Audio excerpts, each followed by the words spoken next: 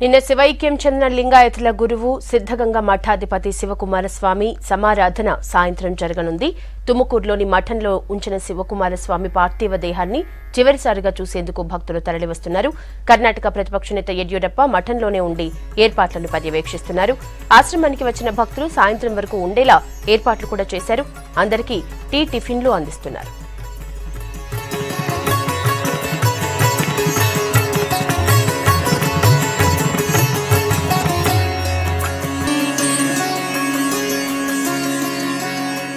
నిన్న ఉదయం 11:44 శివైక్యం పొందారు శివకుమారస్వామి. కర్ణాటకలోని రామనగర జిల్లాలో వీరపుర గ్రామంలో 1907 ఏప్రిల్ 1న జన్మించారు.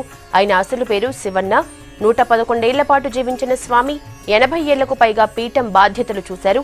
సాంఘిక సంస్కరణవాదిగా, విద్యావేత్తగా సేవలందించారు. 1930లో పీఠాధిపతిగా బాధ్యతలు చేపట్టాక విద్యా సంస్థలను ఏర్పాటు చేసి లక్షలాది మంది విద్యార్థులకు అండగా నిలిచారు. శివకుమారస్వామి సిద్ధగంగ విద్యాపీఠానికి అధిపతిగా ఉన్నారు.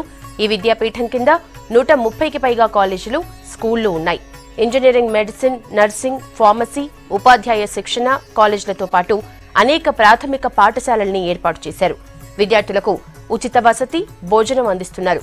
కేవలం లింగాయతులకే కాకుండా ఆర్థికంగా వెనుకబడిన అన్ని వర్గాల విద్యార్థులకు ఈ విద్యా సంస్థల్లో ప్రవేశం కల్పించారు. సిద్ధగంగ మఠం ఆధ్వర్యంలోని విద్యా సంస్థల్లో 10,000 మంది విద్యార్థులు ఉన్నారు.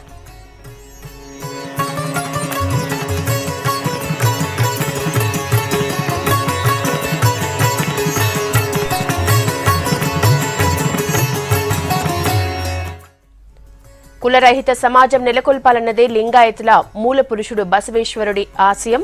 ఆ ఆశయాన్ని నెరవేర్చేందుకు శివకుమారస్వామి నిరంతరం కృషి చేశారు.